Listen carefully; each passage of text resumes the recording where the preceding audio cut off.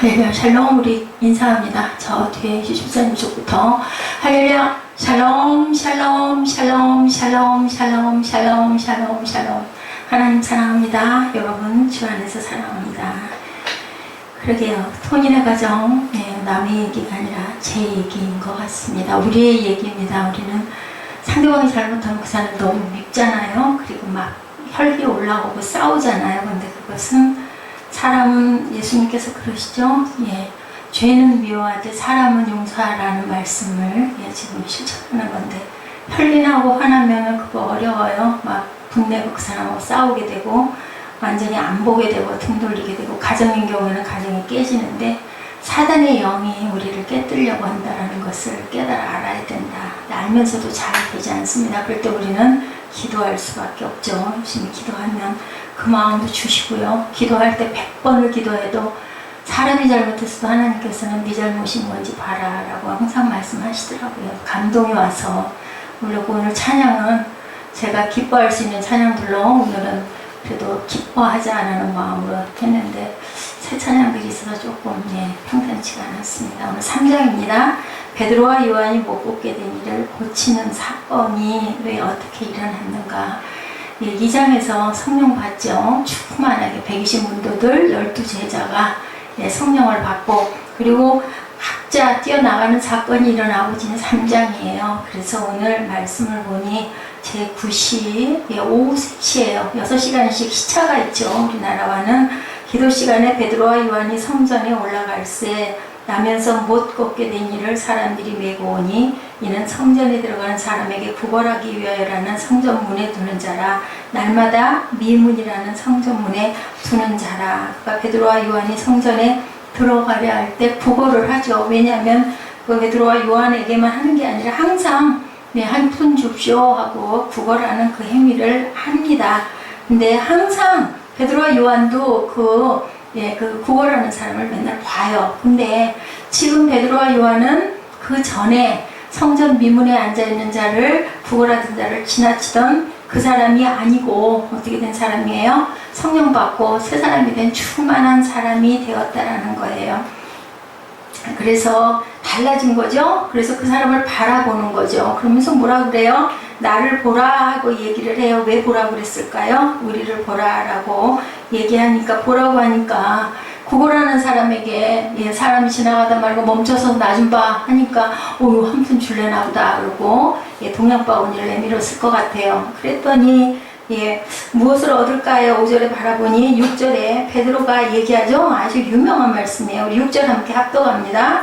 베드로가 이르되 은과 금은 내게 없거니와 내게 있는 이것을 내게 주노니 나사렛 예수 그리스도의 이름으로 일어라 걸으라 하고. 오늘 우리 주보에 나와 있는 전주 금주 요절 말씀을 할 부분인데, 어제도 3장 6절에 영어가 빠졌는지 모르겠네요. 우리 생각난 길에 주보에 전주 말씀 사도행전 2장 47절 말씀과 3장 6절 말씀 한 번씩 고백하고 말씀 전하도록 하죠.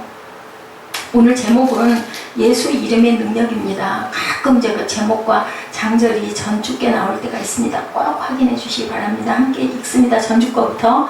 하나님을 찬미하며 온 백성에게 칭송을 받으니 주께서 구원받은 사람을 날마다 더하게 하시니라. 주보들 없으세요?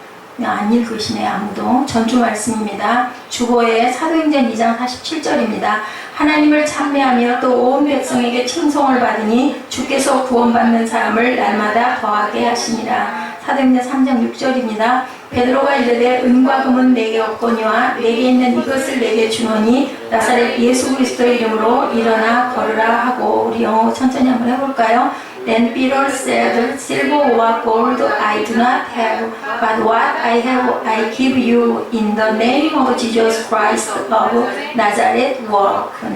이렇게 좀 읽으니까 저는 조금 눈에 익숙하게 들어와서 잘 못하는 발음이고 실력이지만 꼭 한 번씩 갑니다. 근데 여기 조금 우리 지금 현재 시대와 다른 게 있어요. Then Peter said, Silver or gold. 왜 골드와 실버 안 했을까? 그 시대에는요, 금보다 은을 더 귀하게 여겼던 시대이기 때문에 항상 은금으로 표현이 됐다는 것 하나 알려드립니다. 그리고 오른손을 잡아 일으키니 발과 발목에 곧 힘을 얻어. 7절이죠. 뛰어서서 걸으며 그들과 함께 성전으로 들어가면서 걷기도 하고 뛰기도 하며 모든 백성이 그 걷는 것과 하나님을 찬송함을 보고 어떻게 해요? 미문에 앉아 구걸하는 사람인 줄 알고 심히 놀랍게 여기며 놀라느라. 어쩔 수 없이 사람은 눈에 보여지는 현상을 보고 놀라는 것 같습니다. 베드로와 요한이 아무리 은혜를 받고 성령을 받아서 그저 사람이 아니라 해도 그것 가지고는 알 수가 없는데 그냥 그저 앉은 뱀이 걷지 못하던 자가 잡아 일으키니까 뻘떡 일어나 걷는 걸 보고 얼마나 놀랐겠어. 이거 웬일이야 하고 이렇죠. 우리는 눈에 바라 보이는 것들이 중심이 된다는 것을 사도행전의 교회를 이루어가는 이렇게 앉은 자가 앉은 뱅이가 잘 일으켜져서 걷는 역사가 있는 세계교회 되기를 주님의 이름으로 축복합니다. 어찌할 때 성령의 능력으로 일어날 때 저와 여러분도 모두 하실 수 있습니다. 예수님 일의 능력이 우리 가운데 살아있고 지금도 우리를 통해 일하고 계신다는 것을 뭐할 때 믿을 때 하나님의 능력이 나타나고 사도행전에 나타난 그 베드로와 요한은 그 능력을 받아서 누가 대신 일해요? 예수님이 일하시는 거죠. 예수님이 어떻게 했어요?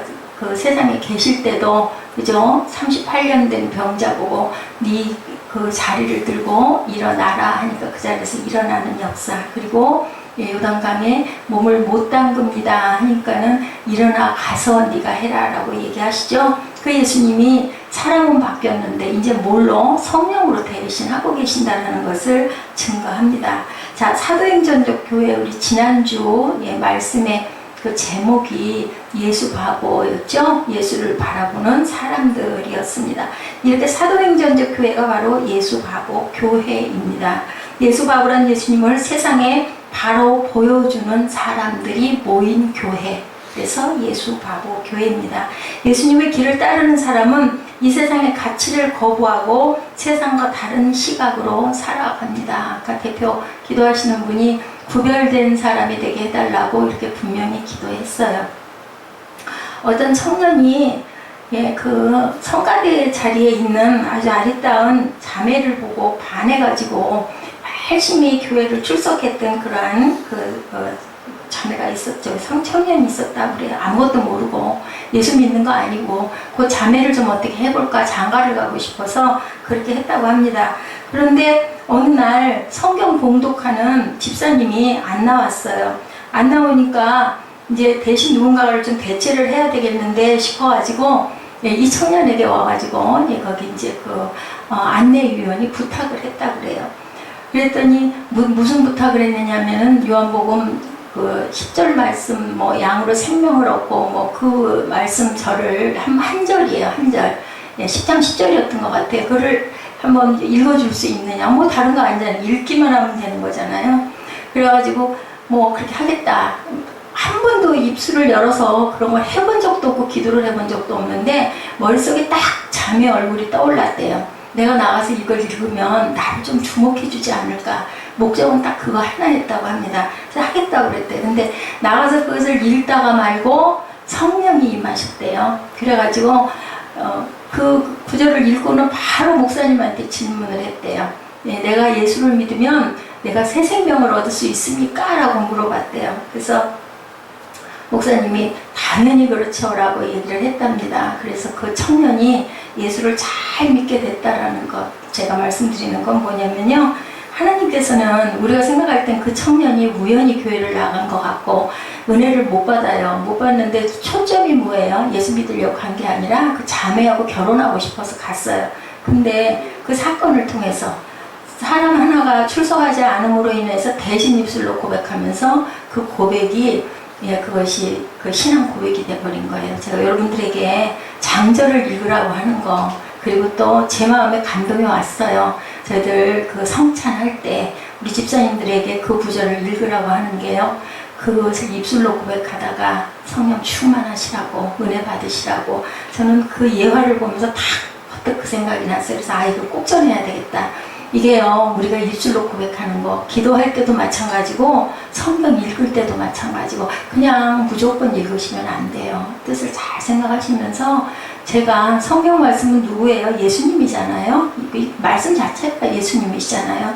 그래서 주신 말씀을 우리가 귀하게 감동으로, 대표 기도도 마찬가지입니다. 우리 교회는 참 잘 돼 있어요. 대표 기도 하실 때 꼭, 그죠? 성경 인용해가지고, 그죠? 그 구절로 갈 때, 그 뜻을 감동받은 구절들을 분명히 뭐 시편이 됐든 아니면은 성경 구절이 됐든 모르는 낯선 구절을 가지고 그냥 무조건 읽지는 않으실 거예요. 감동이 있는 구절을 읽으시니 읽으면서 은혜 충만하시기를 주님의 이름으로 축복합니다. 여기서도 본문에 나오는 말씀이 베드로가 이르되 하고 얘기하죠. 자, 무엇을 얻을까 하고 바라보는데 그는 그 구걸하는 그자는요, 성경 본문을 좀 잘 보십시오. 한 푼 얻을까 했어요. 근데 뭐라 그래요? 6절에 보니까 은과 금은 없죠. 가진 건 없는 거예요, 그 사람들이. 근데 전에도 베드로와 요한은 맨날 기도하러 성전에 올라갔어요. 근데 오늘 올라가는 것은 같을까요? 다를까요? 2장 사건을 40장에 47절에 그 경험을 40절에 47절에 2장에 있는 경험을 하고 성령이 임한 역사가 있고 나서는 변한 사람이에요. 사람은 똑같은데 이제는 성령의 능력이 임한 사람이에요. 그러니까 그 사람은 한 푼 얻고 싶었는데 그 동량을 받으려고 하는 사람은, 근데 베드로와 요한은 뭘 줬어요? 그 사람은 다리를 걷지를 못하기 때문에 구걸을 해야 먹고 살잖아요. 근데 그거를 한 푼을 원했는데 한 푼은 주지 않은 대신에 뭐야, 한 푼 달라고 나 쳐다보려도 줄까 했더니 베란간에 나사렛 예수로 이르노니 너 일어나 걸으라 하니까 속으로는 이 거린이 어땠을까요? 뭐야 했겠죠. 그냥은 안 되니까 잡아 일으켰다고 나왔어요. 잡아 일으켰다고. 잡아 일으키니까 잡아 일으켜진 거예요. 그래서 발목에 곧 힘을 얻었다라고 얘기해요. 서서 걸으며 그들과 함께 성전으로 들어가면서 걷기도 하고 뛰기도 하였다. 하나님은요, 우리가 생각하는 것보다 더 좋은 걸로 주시는 하나님이라는 거. 예지 졸려면 방해가 자. 응? 아까부터 엄마가 그냥 따도거리면서 그냥 내가 앞에서 보니까 아까 그 세빈 예배 때 그 재밌는 얘기를 하나 발췌를 해서 세빈 예배 주보에 실었어요.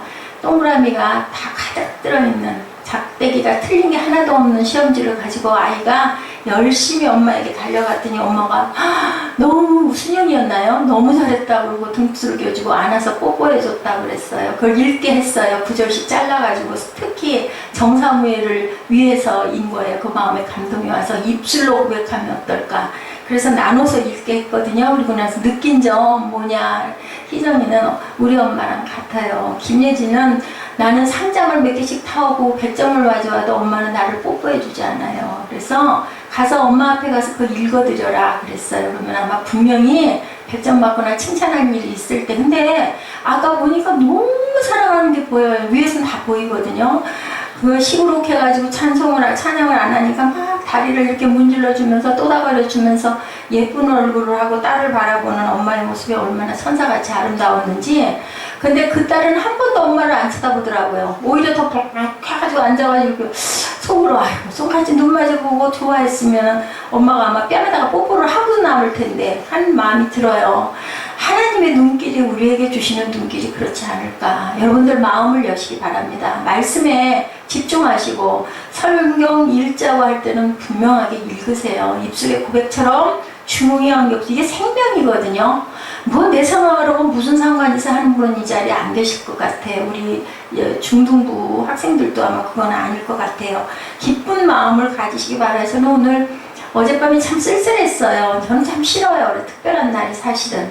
왜냐면 바라는 부분이 있잖아요. 근데 많이 혼자 집에 들어와가지고 아무 반겨주는 사람도 없고 제가 늦게 들어오기도 했죠. 집안을 다 치우고 어제따라 치우고 싶어서 냉장고 속도 정리하고 힘은 든데 좀 쉬고 싶은데 그러다 보니까 3시가 다 됐더라고요. 그 보내드린 난이 10년 가까이 됐어요. 그 집에 이사를 막 했을 그 해에 국민은행 지점장님이 생신 축하드립니다 하고 이렇게 예쁜 리본을 묶어가지고 아무 꽃도 피어있지 않은 나는 화분을 하나를 보내줬는데 그게 2년인가 그 3년인가 그 이후부터 그렇게 꽃을 피기 시작하는데 희한한 건요. 제 생일 때 즈음에 꽃이 펴요. 한 일주일, 3일, 5일 그 사이에 작년에도 얼어서 그냥 거기다 그냥 방치를 했기 때문에 얼어 죽었을 것 같았고, 그 전에도 그랬는데 이 꽃이 난이 죽지 않더라고요. 그래서 내가 지난해에는 안에다 들여놨어요. 그 난을. 그 조금 신경이 쓰여서. 왜 신경이 쓰였냐면 재밌는 우스운 얘기인데, 이 꽃이 피는 한은 내가 건강할 거야, 그런 마음을 먹게 됐어요. 그 뭐 잎새 하나, 그 잎새에 그 나뭇잎 그거 같은 그런 마음이 들어서, 그래서 기대하지도 않았는데 며칠 전에 꽃이 활짝 폈더라고요. 혼자 쓸쓸하게 마루 정리를 하다가 그 난을 보면서, 이 꽃을 누구도 아무도 꽃 한 송이 갖다 주는 사람 없잖아요. 뭐 잘한 게 있겠어요? 당연하죠. 그래도 찾아 들어와서 같이 밥 먹는 것만도 고맙죠. 감사하죠. 그러면서도 마음 한구석이 섭섭한 마음이 들더라고요. 우리 아들은 당연히 고나게 자는 시간이었고, 그래서 꽃을 같이 나누고 싶어서 가장 늦은 시간에 정리를 한 다음에 꽃을 찍어서 보내고 문자를 제가 전송을 했습니다. 이렇게요, 하나님께서는 근데 저한테 참 귀한 은혜를 주셨잖아요. 아까 그 대표기도 하시면서 은혜를 주셨듯이 제일 잘하는 게 이거였나 봐요. 하나님 보시기에는 쓸 곳이 없는데, 쓸모가 없는데, 그죠? 예, 어려운 기바람과 풍파를 겪지 않고 너무 곱게 자라서 세상의 거친 일들을 잘 못 겪어가고, 지금도 환경이 너무 변하다 보니까 누가 뭐라고 조금만 하면 굉장히 노염을 많이 타고 오해를 하고 상처를 받아요. 참 제가 싫은데, 그래서 어제 늦은 시간에 여기서 영상을 찾고 영상을 정리하고 또 들 보내고 나자마자 찬양이 제 마음에 감동이 와서 찬양을 고르고 맨 나중에 영상을 골랐는데, 아까 그 사탄의 그 행사다. 어떤 일이 일어났을지라도 그 일이 그냥 일어난 일이 아니고 결국은 뭐냐면요, 내 거를 허물어 깨뜨리려고 하는 역사거든요. 뭐 남편을 통해서든 이웃을 통해서든 자녀를 통해서든, 자녀와의 관계가 나빠지고, 그죠? 남편과의 관계가 불화해서 깨지고 무너지고, 이웃과의 관계가 깨지고 무너져서 얻어지는 건 아무것도 없어요. 뭐만 단절밖에 없거든요. 파괴가 밖에 없거든요. 근데 성경에 나타나 있잖아요. 죽이고 멸망시키는 것은 누구예요? 예, 사단이에요. 그렇기 때문에 우리는 정체를 알아야 된다. 저는 어저께 여기서 거의 밤 1시 늦게까지 있었는데, 있으면서 참 여러 가지를 많이 깨달았어요. 그리고 이 사도행전 3장의 감동도 굉장히 깊이 받았습니다. 아까 대표 기도해 주는 게 어떻게 마음같이 기도를 해주는지, 오늘은 여러분들이 더 충만하게 은혜를 받으시는 그런 예배가 됐으면 하는 그런 바람입니다. 하나님 나라의 관점으로 살아가기 위해는 이 세상 사람들이 보기에는 어떻게 보여요? 어리석어 보여요. 왜 저렇게 애를 쓰고, 왜 꼭 저렇게 예수를 믿어야 돼? 유별을 떨어야 돼? 꼭 예외는 그렇게 드려야 돼? 그렇게들 판단들을 많이 하죠. 근데 그것은 옳지 않다라는 거죠. 바보처럼 여김받는 그것이, 세상에서 미련하게 보이는 것이 하나님께는 지혜로운 자라고 했어요. 세상에서 지혜로운 자가 하나님이 보시기에서는 바보 같은 자라고, 어리석은 자라고 얘기하죠. 예수님도 마찬가지예요. 십자가에서 죽기까지 낮아지시는 그 사역을 통해서 우리의 생명을 구해주셨죠. 아까 그러죠. 사탄에게 우리는 이미 이겼어. 그게 성경 말씀이잖아요. 그래서 낮아지는 교회가 우리가 돼야 할 줄로 믿습니다. 내가 기적을 이루려고 그러고 내가 뭔가를 하려고 그러면 절대로 일하시지 않는 성령님이라는 거. 근데 주님께 맡겨드리면, 주님께서 일하시면 이렇게 기적이 일어난다. 나세 예수 이름으로 일어나 걸으라 하였잖아요. 내가 너에게 안수해 줄 테니까 너는 다리가 날 거야 라고 하지 않았어요. 여기 본문에 나사렛 예수 이름으로 일어나라. 그리고 하나님을 뭐 했다고 그랬어요? 찬송했다고 8절에 이렇게 나옵니다. 이렇게 교회를 통해서 작은 예수들이 재생산되는 것은요, 나사렛 예수 이름으로 일어나 그럴 때, 예, 이 하나님의 나라야, 하나님의 교회가, 예, 세상에 모를 빛과 소금의 역할을 다 할 수 있다는, 그리고 죽은 자를 살리고 병든 자를 고치고, 예, 주저앉아 있던 사람을 일으키니 얼마나 큰 귀한 축복입니까? 이렇게 교회를 통해서 이렇게 작은 예수가 많이 일어났을 때 교회가 세상의 빛과 소금이 될 줄로 믿습니다.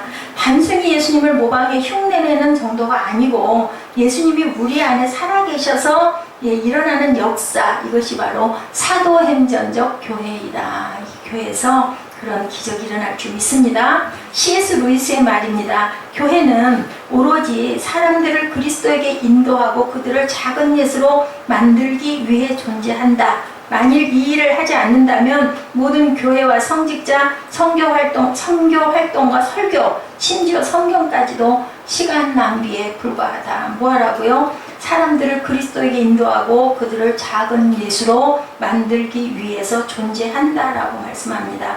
하나님께서 사람이 돼서 오신 것의 그 목적을 이루는 것이 바로 우리가 살아있음이라는 것. 온 우주가 이거 말고 다른 어떤 목적을 위해서 창조되었을까 의심스러울 정도다라고 C.S. 루이스가 이렇게 말했어요. 성경은 온 우주가 그리스도를 위해서 창조되었고 만물이 그분 안에서 다 함께 모아 있게 되어 있다라고 말씀한다라는 겁니다. 저는 늘 계절을 보면서 하나님 생각을 해요. 어떻게 그렇게 엊그제까지 숨을 못 쉴 것 같았는데 딱 그 말복 전날인가요? 밤에 딱 들어가는데 바람 느낌이 다르더라고요. 그때 새벽에 일어났는데 바람의 느낌이 다르더라고요. 그리고 말복을 맞고 나니까 그죠? 새벽하고 밤 늦은 시간에는 그래도 조금 바람결이 달라져요. 어김없이 와요, 계절이. 근데 우리는 하나님의 역사라고 그러면 눈에 안 보이니까 안 믿으려고 하거든요. 근데 계절은 믿잖아요. 아, 이거 지나고 나면 처서가 올 거고, 이러고 지나고 나면 나중에 겨울이 올 거고, 그러고 나면 또 꽁꽁 얼었던 게 우수와 경칩이 와서 봄이 되고, 그리고 버들강아지가 물을 먹고, 새싹이 그 고목 같은 데서 피어 일어나 눈에 보이거든요. 그거는 믿으면서 그것이 창조하시는 게 하나님이시라는 것을 사람이 눈에 보이지 않기 때문에 안 믿어서 이 일들이 일어나는 거는요, 내가 살아있다라는 것을 예수님의 성령을 통해서 알려주시기 위해서 안진뱅이를 낫게 해주시고 고쳐주시는 거예요. 기적을, 사람에게 기적이 일어났으니까 오, 저 사람 대단해, 그걸 이루려고 하는 게 아니라 내가 살아있다라는 것을 예수님이 보여주시는 역사라는 거죠. 그래서 사도행전의 역사를 보면 살아있는 교회, 교회는 분명히 죽은 교회가 아니고 살아있는 교회다. 예, 우리 유년부 중등부 학생 하나가 그 다음에 10년 이후에 어떤 모습으로 예수를 믿고 예수를 증거하고 전할지 아무도 모릅니다.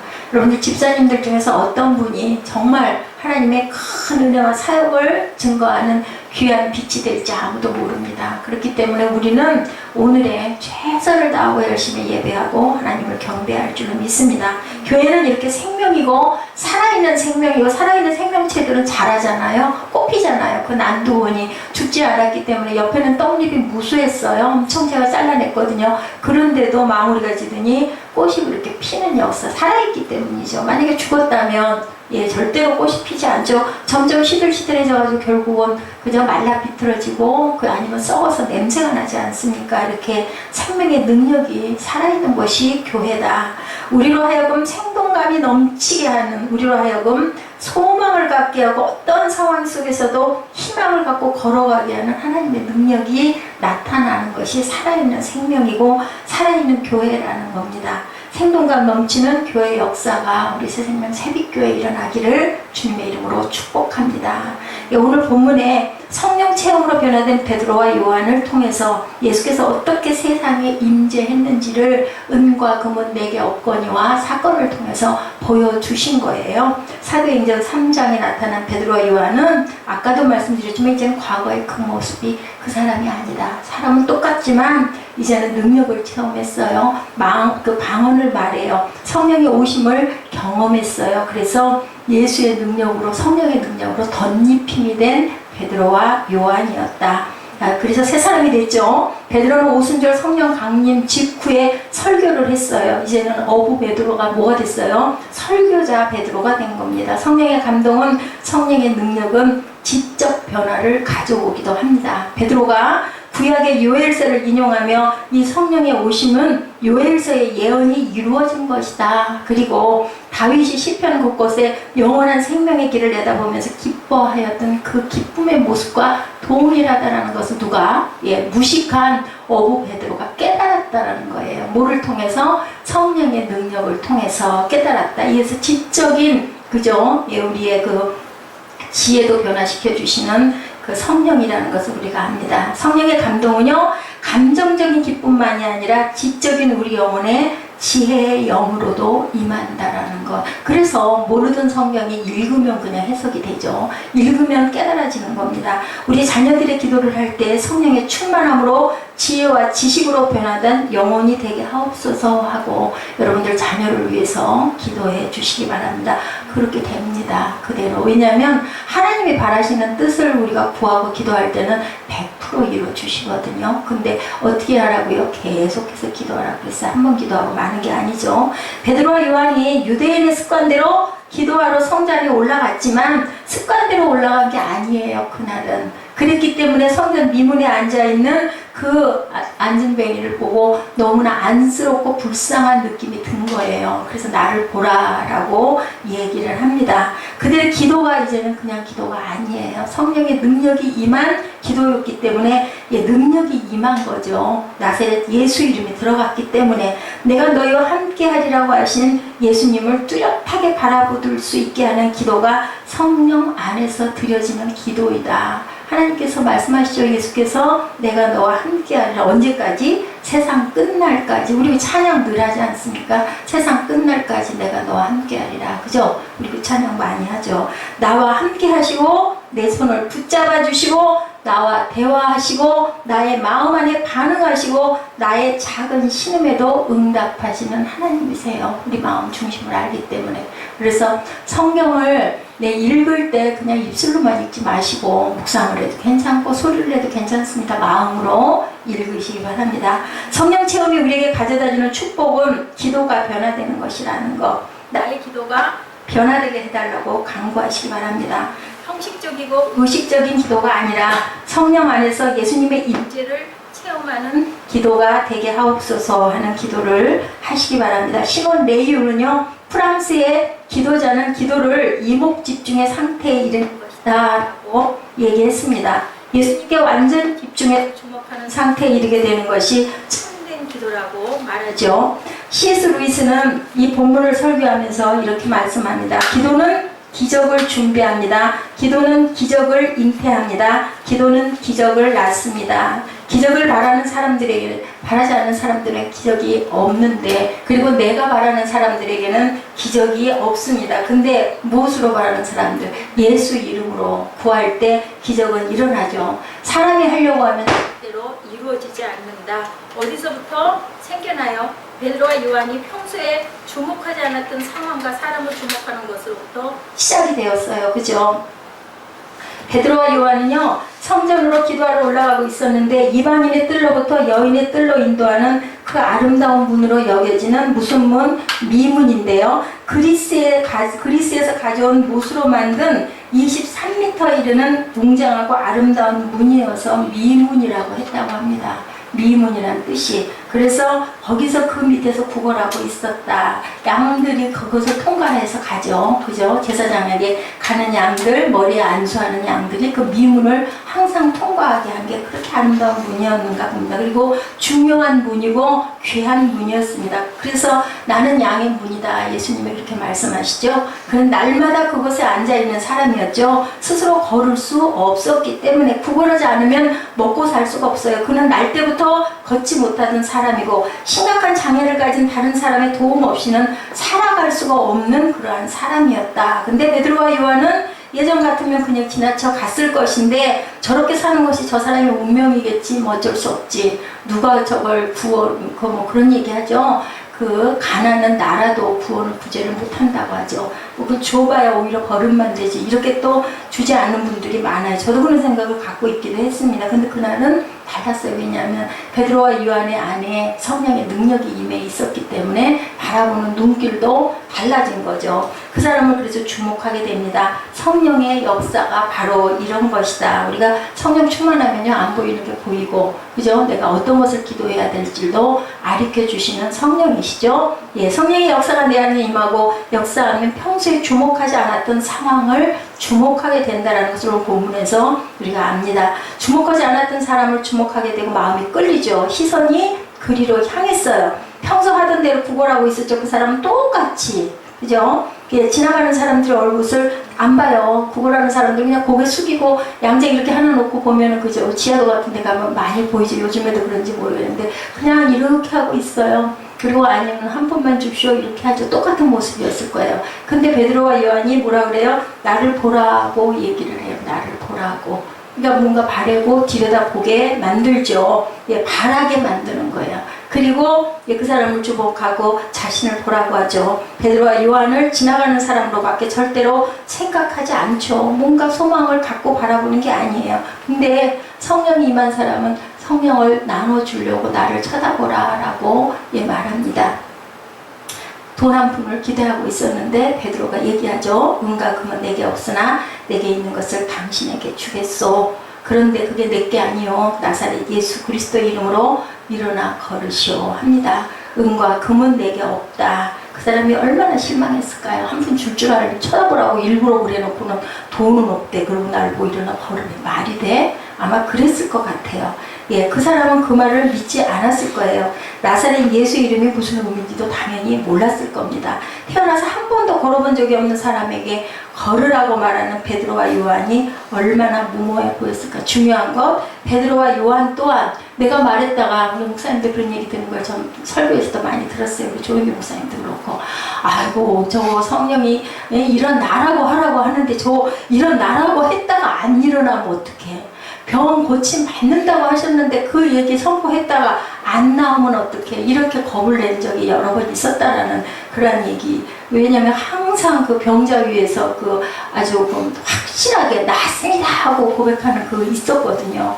그랬었다고 그러더라고요. 근데 성령은 계속 선포해라 선포해라 그 믿음이 오는 자는 낫는다 라고 얘기를 했다고 그러더라고요. 아마 여기 그 베드로와 요한도 그랬을 것 같아요. 연약한 사람을 보고 그냥 지나칠 수 없는 하나님의 사랑의 능력이 임한 거예요. 낫게 해주고 싶다, 고쳐주고 싶다. 자, 예수님이 이 땅에 임재하심으로 인한 행하실 수밖에 없는 일을 하고자 하고 싶은 욕구가 생겼다라는 거죠. 베드로가 예수님의 이름의 능력을 한 번도 체험해보지 못한 사람의 손을 잡아 일으켰어요. 그의 오른손을 잡아 일으키니 그의 발과 발목이 곧 힘을 얻어 뛰어서서 걷기 시작했다. 7, 8절에 그러죠. 그는 걷기도 하고 뛰기도 하며 하나님을 찬미하며 그들과 함께 성전으로 들어갔다. 믿음도 없고 그 말이 무슨 의미인지도 몰라요. 그래서 베드로가 잡아 일으킨 거죠. 무슨 행동? 믿음의 행동이에요. 잡아 일으키는데 주저앉아버리면 어떡할까? 못 일어나면 어떡할까? 그럼요, 안 하죠. 뭐가 생겨요? 담대함이 생기는 거예요. 믿음이 있으면. 그렇기 때문에 이 사람들로 들려 바다에 던지우라 해도 그대로 될 것이다 라고 얘기하죠. 의심할 수가 없었어요, 베드로는. 왜냐하면 성령이 충만했기 때문에 아이고 이거 안 되면 이게 무슨 망신인가 이런 생각 안 했다라는 거죠. 예수님의 이름을 준다는 것이 무슨 뜻일까요? 예수님의 임재를 체험할 수 있다는 거죠. 그래서 베드로가 손을 잡아 일으켰고 그것이 역사를 했다.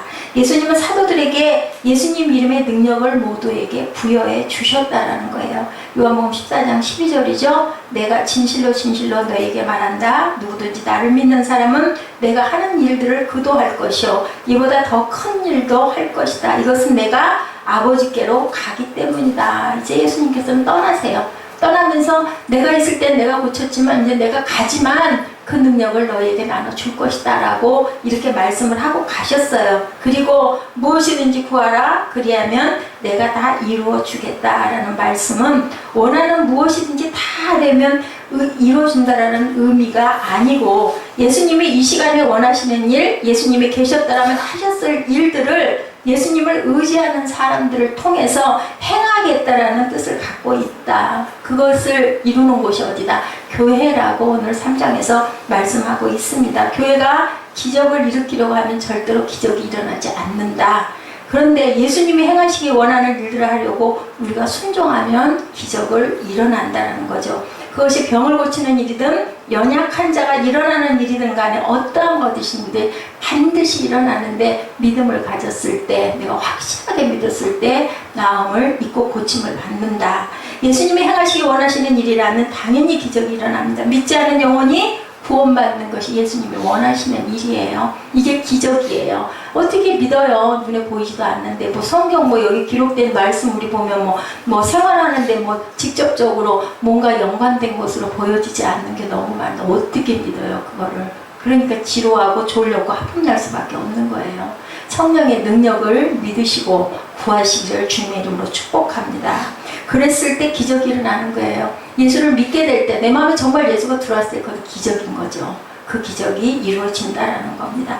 요한복음 5장을 보는 것, 베데스다 연못에 가실 때 아까 말씀드렸죠. 그곳에 앉아있던 38년 된 병자를 향해서 예수님이 물어보시죠. 내가 낫고자 하느냐라고 물으십니다.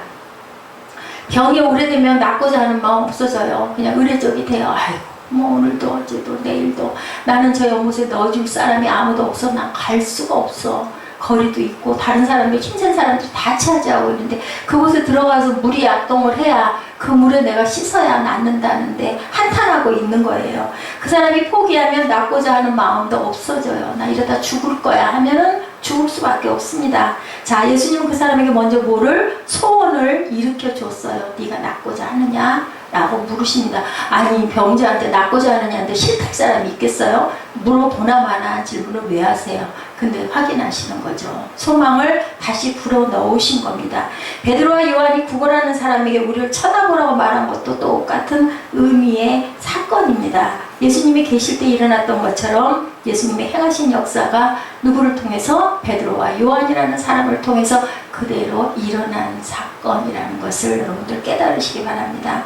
그래서 기적은 누구를 바라보는 거? 예수 바라보. 예수를 바라봤을 때 기적이 일어납니다. 그리고 예수 그 이름의 능력이 일어난다. 성전 문 앞에서 구걸하던 사람은 기대한 것 이상의 것을 얻었어요. 생각지도 못했던 기적이 일어났어요. 난 그냥 한 푼만 받으면 되는데 뭐를 알려줘요? 살아가는 방법을 알게 해주세요. 하루를 살게 해주시는 게 아니라 뭐라고 그러세요? 네가 나를 찾고 찾으면 만날 거고 만나서 두드리면 내가 열어줄 거고 그러면 내가 네 집에 들어가서 너와 함께 먹고 같이 마시고 내가 너를 축복해 주겠다라고 말씀하세요. 근데 그거를 못하는 거죠. 근본적인 치료를 해주신 거예요. 사람은 진짜 자기에게 필요한 것이 무엇인지를 모르고 살아간다. 그것만 깨달아 알면 승리하는 삶이 될 건데, 그죠? 영생의 삶을 받을 건데, 내가 가장 절실하게 필요하다고 생각하는 그 필요가 실상은 가장 필요한 것이 아닐 수도 있다. 제가 아까 그 예화 여러분에게 알려주셨죠?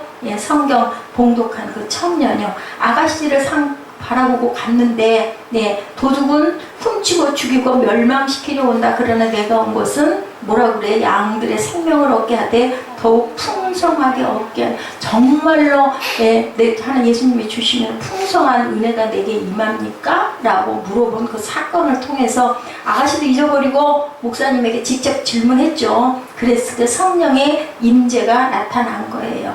예수님이 우리가 생명으로 풍성하게 하려고 오시는 것입니까? 깨달은 거죠.